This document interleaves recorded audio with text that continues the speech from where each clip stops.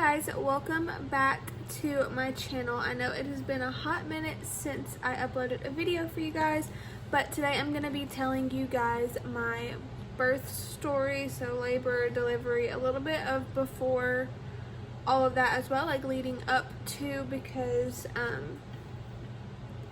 I did have her at 35 weeks, so she was fairly early, and she is right here. I'll show her at the end, but we are looking like a hot mess today. I was gonna actually get ready, but she's been a little fussy today, so I didn't want to chance putting makeup on and then not getting to film the video versus just filming this video for you guys, because she's almost 3 weeks old, so it is time to get this video up for you guys. And then we're gonna start like a whole series of postpartum and all of that stuff. So basically, let's just jump right in.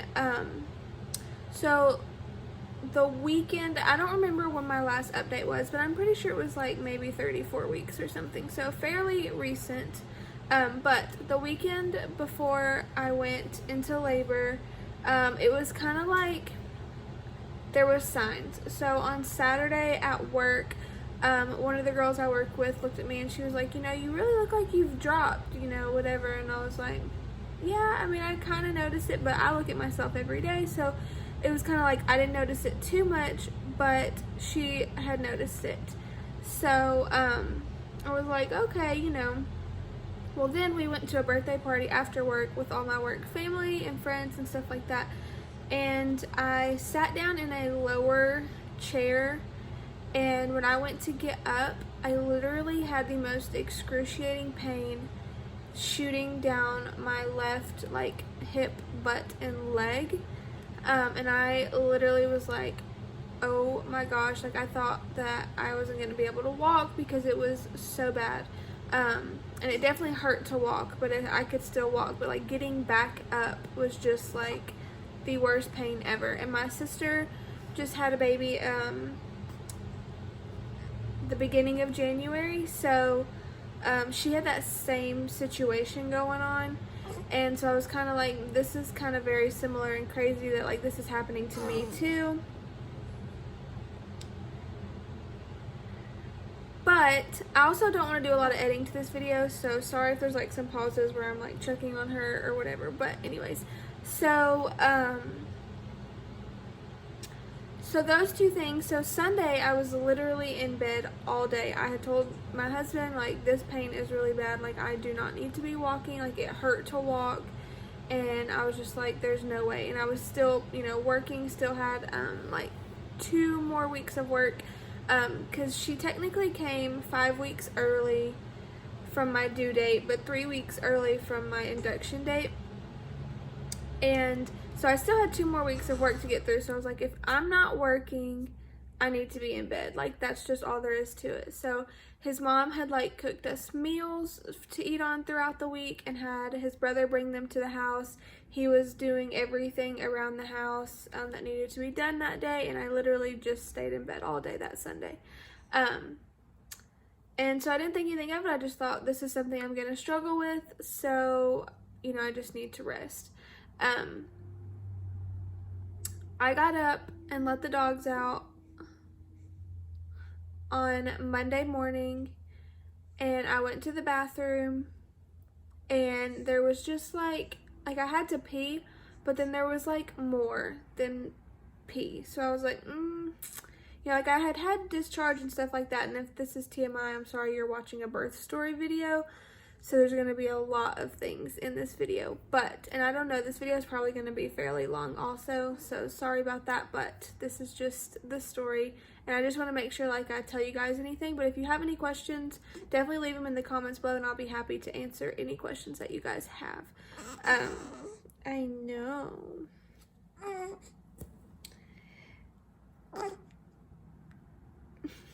Okay, I don't remember exactly where I was, but anyways, so I got up to let the dogs out and go to the bathroom, and there's a little bit more fluid discharge than normal, and I just kind of was like, this is kind of weird. So I just put a pad on and went back to bed and was just like, we'll just see what, like, we'll just monitor it.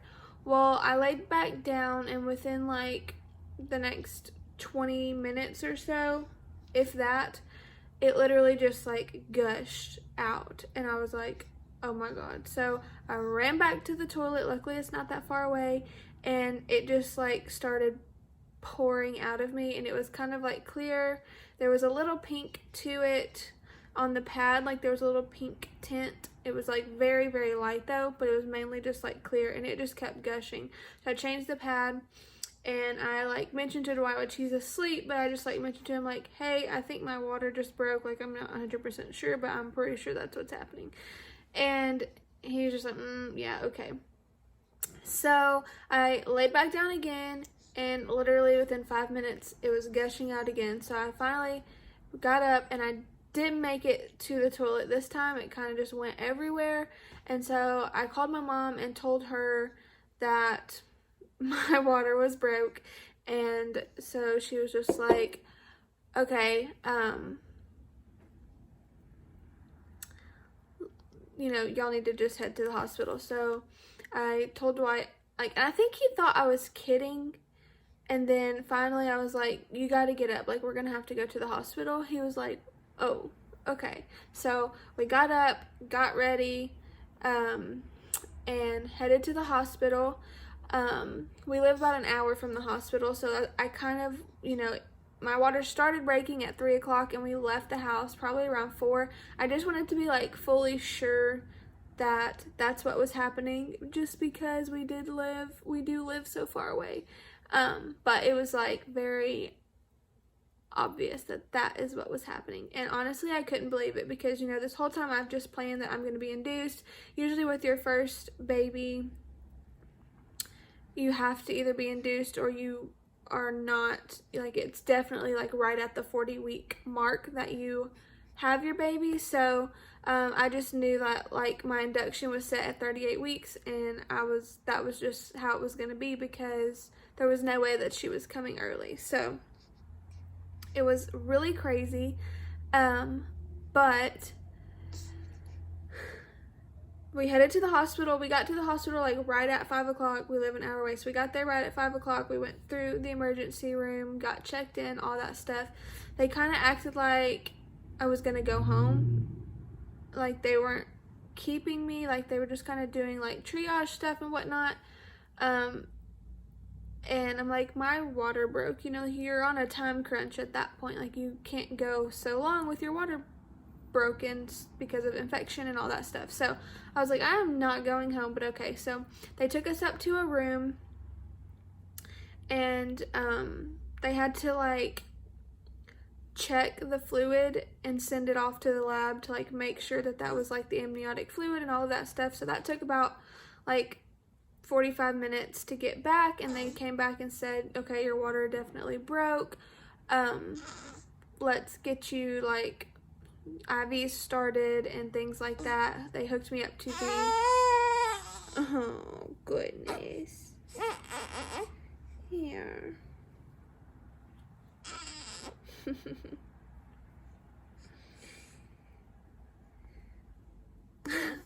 They hooked me up to the contraction monitor and the heart rate monitor for her, and the blood pressure cuff for me, and then they started an IV.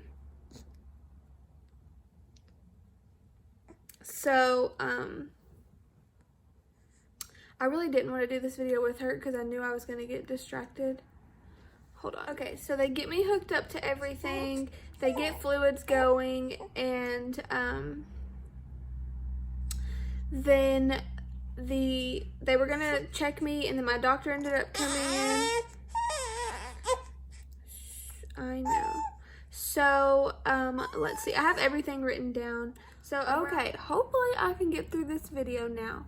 So, at 7:15, my doctor came in, said hello, like, didn't think I'd be seeing you today, because I think I just saw her that Thursday before. So, it was literally just like 4 days later, and she was like, not expecting to be seeing you today, which was funny. I literally love my doctor. She's so great. So she checked me and I was 1 centimeter dilated, so things were definitely happening. At this point, contractions were just like very mild. They did start Pitocin. They had to wait a little bit to start the Pitocin because her heart rate was a little bit higher than they would have liked it to be, so we waited for her to kind of like calm down and whatnot. My blood pressure was good though, so it was just her heart rate was a little too high to want to start Pitocin. But they did want to go ahead and start Pitocin just because my water had broke and we were on like a time crunch. If we had gone without it, it may have taken too long. So we started the Pitocin, and probably around, I'd say like 9, maybe 8:30, 9 o'clock. And it was, my mom met us at the hospital, so it was me, Dwight, and my mom there. And then his parents came probably around like 10:30, 11 or so. And at that point, I hadn't been checked again. But looking back now with how fast everything happened, I'm going to guess at that point I was probably at like a 3 because I got up to go to the bathroom.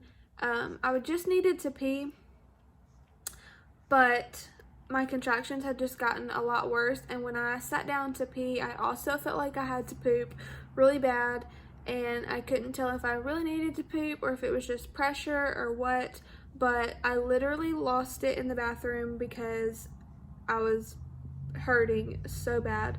And so I really think that I was probably closer to a 3 at this point, because that was around like, I don't know, probably 12 or so, 11:30, 12 o'clock. And at 1 o'clock, I was at a 4. And at that point, I had already told them, like, when I can get the epidural, just go ahead and get me the epidural. I do not want to sit through these anymore. I was literally, like, clinging to the bed through every contraction. It was literally something that, in the moment, I could have killed somebody. And that's what I told them. I was like, these will make you want to kill somebody.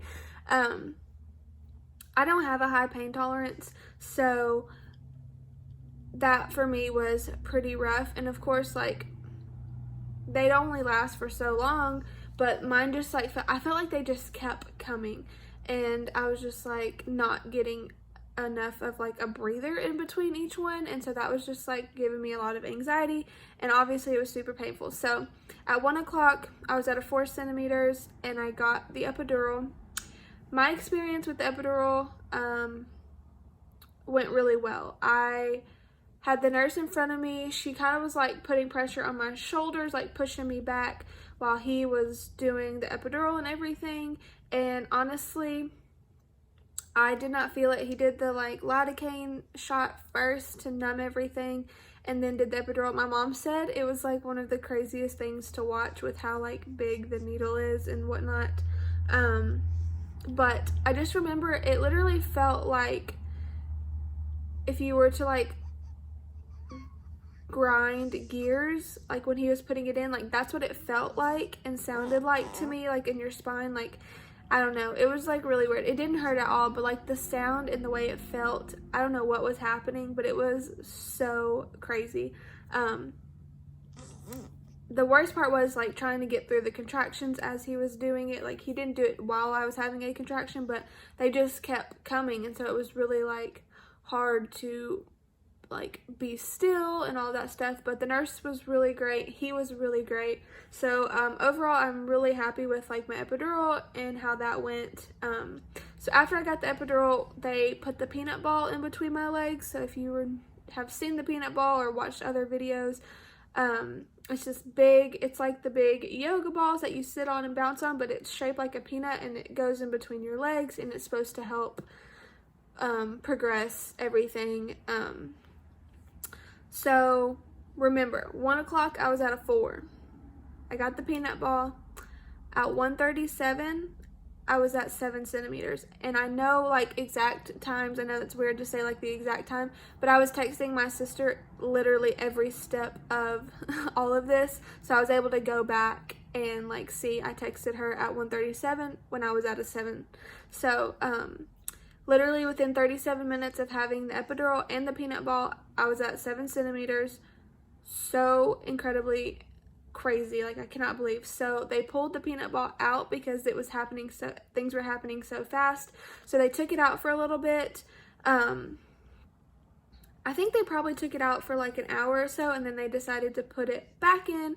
And at 3:06, I was at 9 centimeters, and she was like, you know, we could probably stretch it to a 9.5, 10. So we did some practice pushes, but it wasn't enough to get it there. So we put the peanut ball back in, and for just a minute, and then they came back in, and I was at a 10, and she was ready to come. So from 3:06, she was born at 5:05. So we did a lot of pushing, and then my doctor came in.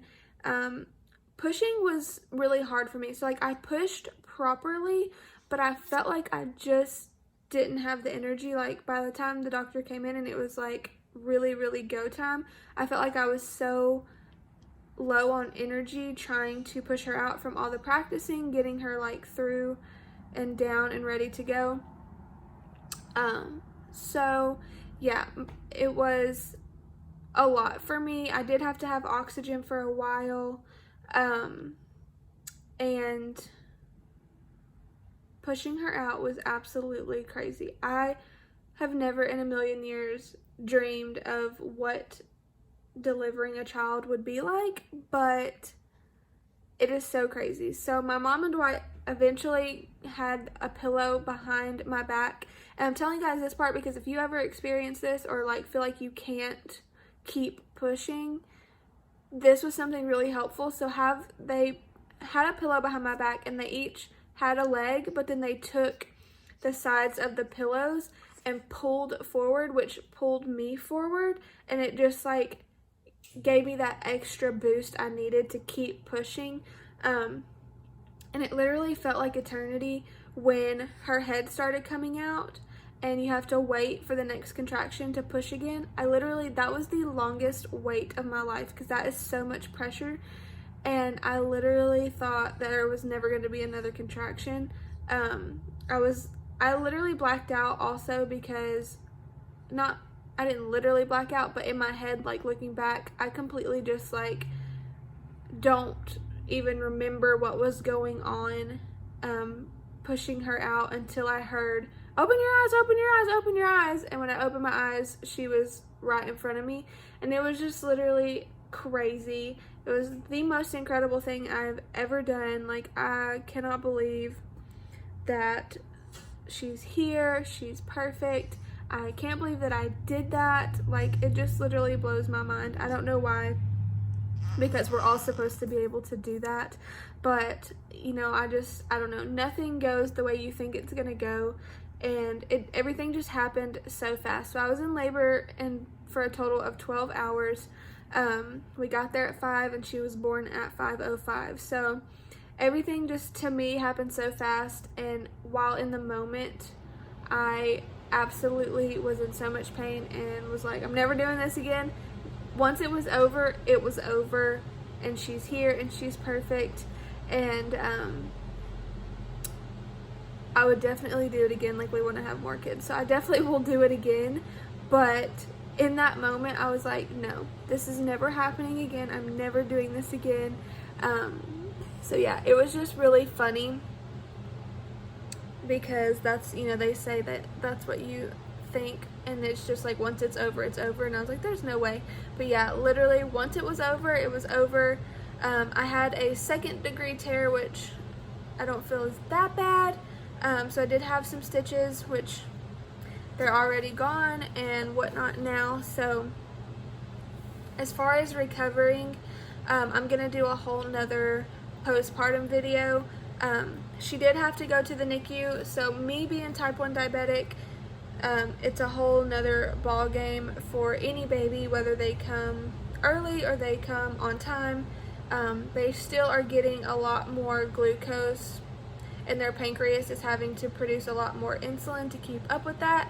So when that cord is cut, there's a lot more insulin left in their bodies than there is the sugar, because they're no longer getting that glucose. So their blood sugars bottom out from where there's all of that extra insulin being produced, and so they need help regulating their bodies. So no matter what happens with our next child, it's just very normal for me as a type 1 diabetic to go through this NICU part, getting them regulated.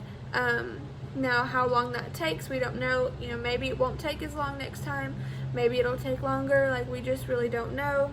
But it's always going to be what we have to go through, and that's just kind of one of those things.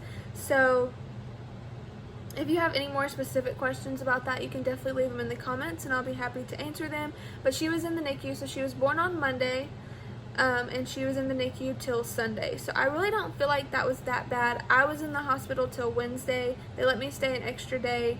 I happened to have high blood pressure the day that I was supposed to go home, and so they let me stay one more day just to make sure my blood pressure was gonna like go back down and normalize, because from after delivering her I struggled with high blood pressure